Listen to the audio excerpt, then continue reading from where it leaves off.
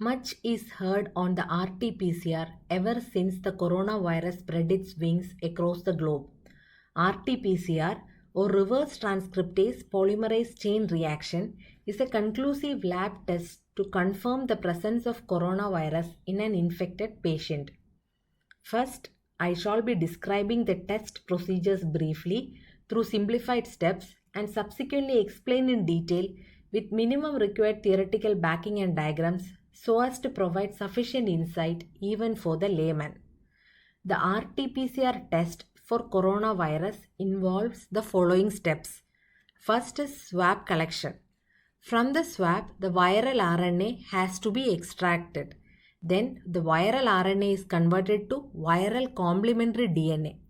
Then the viral complementary DNA is selectively identified using primers and fluorescent dye.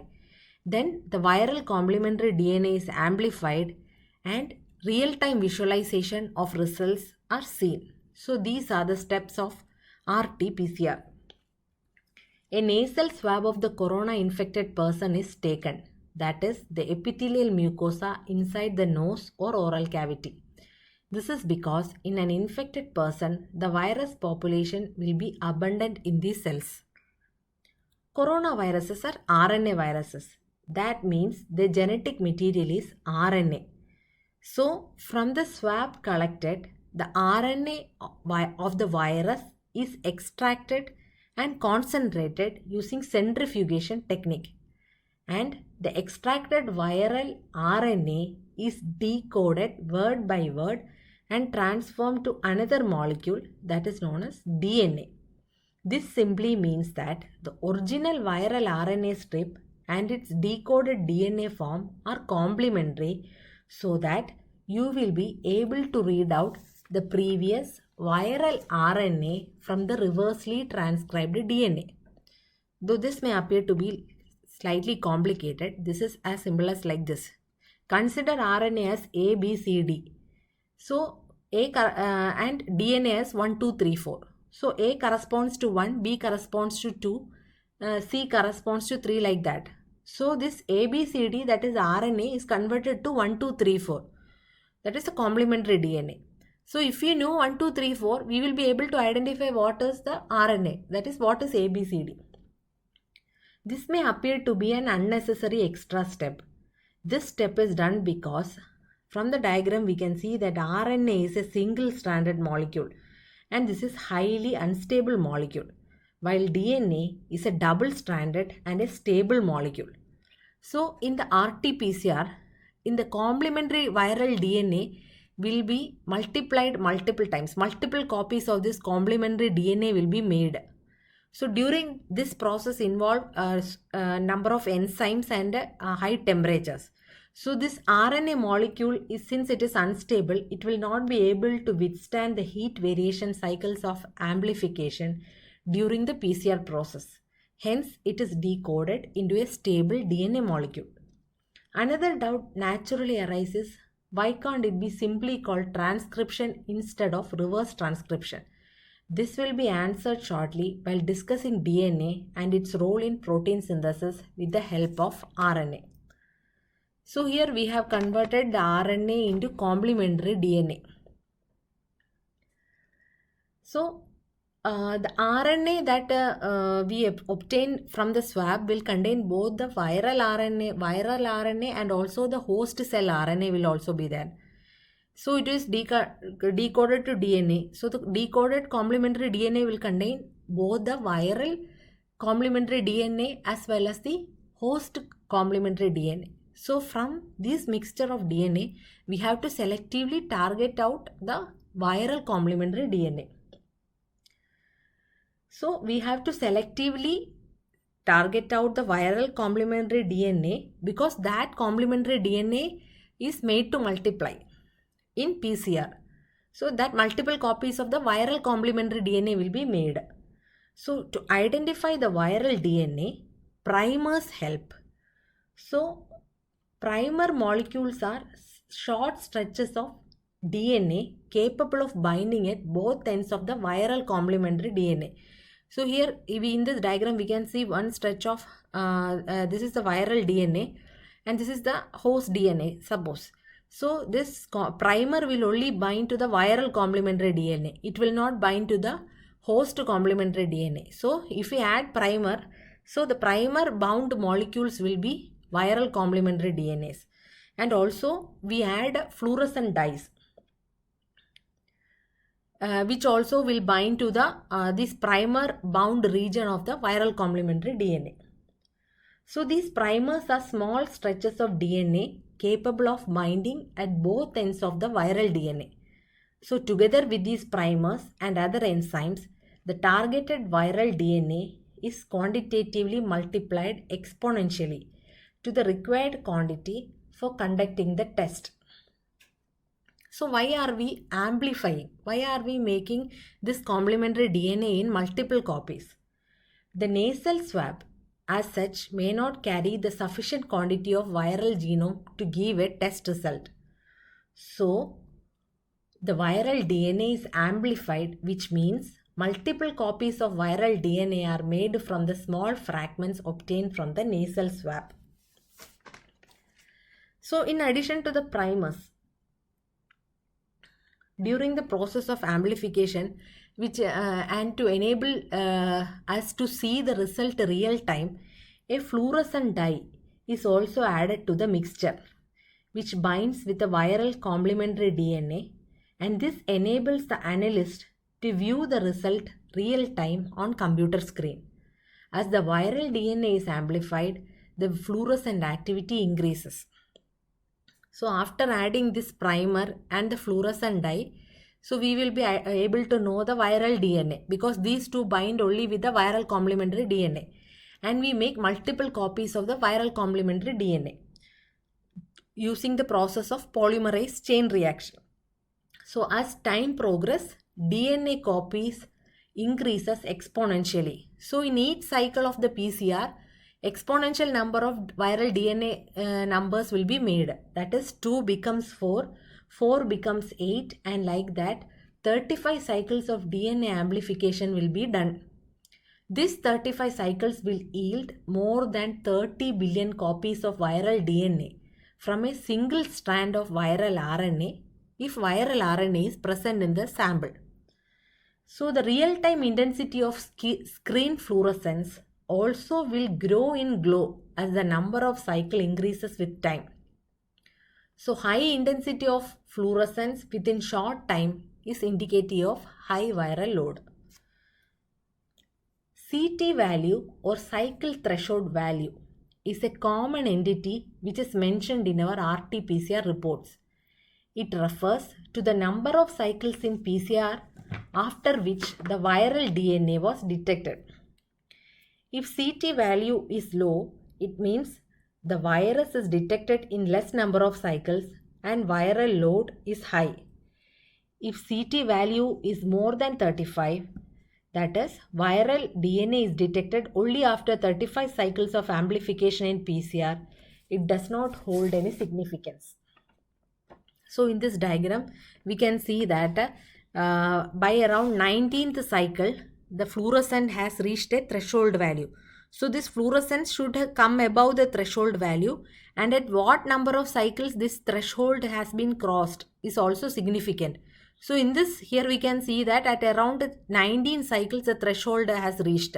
That means at 19th cycle of this amplification, that is at 19th cycle of amplification or polymerase chain reaction, fluorescent was detected. So CT value 19 means that the person is having moderate viral load. So if this fluorescent has been reached by 5 cycles, that means there is high viral load in the sample, because in less number of cycle itself the fluorescent has reached the threshold.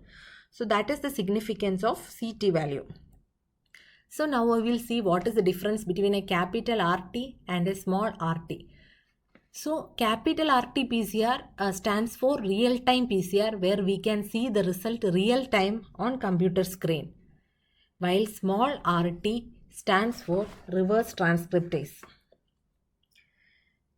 The RT-PCR process can be better understood with a bit more knowledge on the following aspects: DNA, the genetic material of life on Earth; what is RNA and how it differs from DNA; transcription and reverse transcription.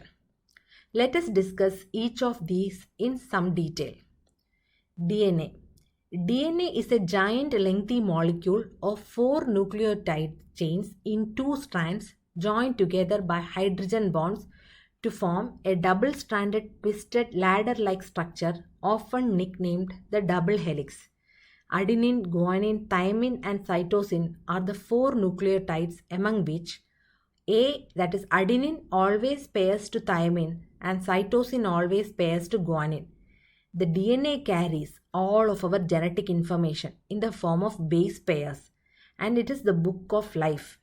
Human DNA, often named human genome, is contained in each of the about 15 lakh crores, that is 15 trillion cells present in our body, and in every cell it is spread over the 23 pairs of DNA fragments called chromosomes. This genome present in each cell contained 300 crores, that is about 3 billion base pairs. This much data, if converted to the on-off bits of the digital world and translated into printed form, will require a gigantic book of 3.5 lakh pages, that is for a single cell. The recipes for protein synthesis. So that this protein synthesis is important because many of the enzymes in our body are made through this protein synthesis. So the recipe for protein synthesis are present within this long molecule in the form of the 4 letters, that is A, G, T and C, which code for the 20 amino acids, and the proteins are in fact chains of these amino acids. So that means in each of our cell there is a nucleus, and this nucleus has chromosomes. So these chromosomes are actually condensed DNA. So DNA is important because DNA has the code for the synthesis of protein. So from the DNA, proteins are made through RNA. So these proteins are important because many of our daily body reactions require proteins. So the recipe for these proteins, that is how to make these proteins, are written on this DNA. That is actually coded through these 4 letters, that is A, G, C and T. The chemistry of life, in fact, is the chemistry of enzyme-run reactions. Thus, the question of how cell chemistry and thus the features of the individual is regulated boils down to how the information in DNA is used for producing proteins.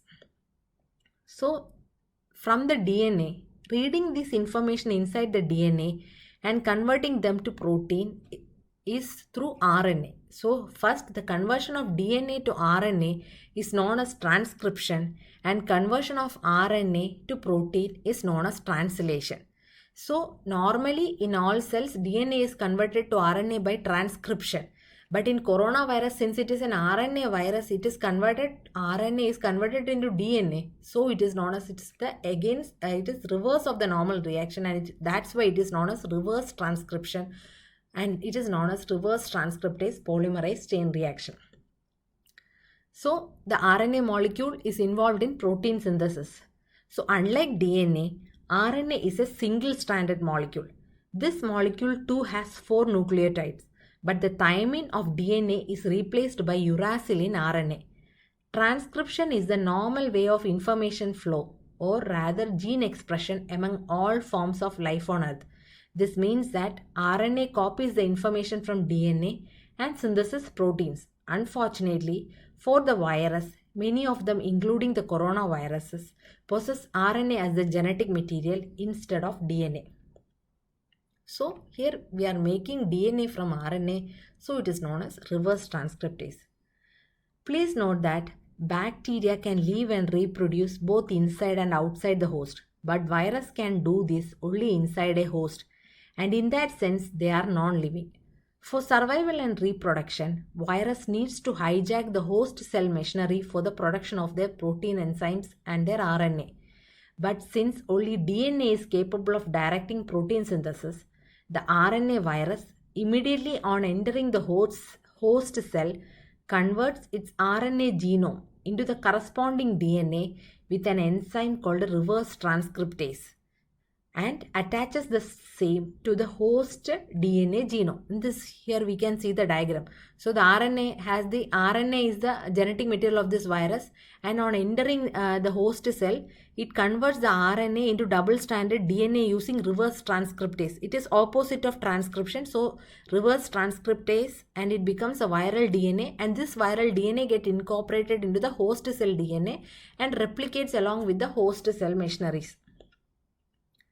So thus the host genome is unknowingly forced to produce millions or more viruses, ultimately killing the cells or even the host itself. Thus the pioneers of reverse transcription were viruses before man discovered the same for detecting virus. So the computer virus also act in the same way. This in fact is a set of instructions taken into the computer that co-opts all the computer machinery to its own ends, rendering it dysfunct. Intuition of the geniuses leading to great inventions and developments of simple techniques leading to unimaginable avenues of application are aplenty in the history of mankind. Intuition prevented Alexander Fleming, from discarding the petri dish of bacterium spoiled by mold juice, giving birth to the first antibiotic in 1928. Had Shockley, Bardeen and Brattain ignored the one-way traffic of electrons across the humble beach sand product silica, the transistors would not have born 2 days prior to the 1947 Xmas. Starting from portable radio to personal computers, semiconductors now have fundamentally changed the way we manipulate a society's most precious resource, that is information and technology. This allusion to IT is just for projecting that PCR is the counterpart of transistor in the domain of biotechnology. Not only viral genome detection, but also gene cloning, gene sequencing, gene therapy, and DNA fingerprinting are some of the contributions of PCR. Back in 1983, while driving the Honda on Highway 128 from San Francisco to Medonnica, Kary Mullis, Cetus employee, made an intellectual leap. Why can't a targeted portion of a lengthy DNA cannot be multiplied many-fold by blocking its boundary ends with small complementary DNA pieces and adding nucleotides in the presence of required enzymes? This intuition materialized to PCR and subsequently to RT-PCR and capital RT small RT-PCR. Cetus gifted him $10,000 and sold the patent to Hoffmann La Roche for a cool $3 billion. In 1993, Kary Mullis won the Nobel Prize for Chemistry for invention of PCR.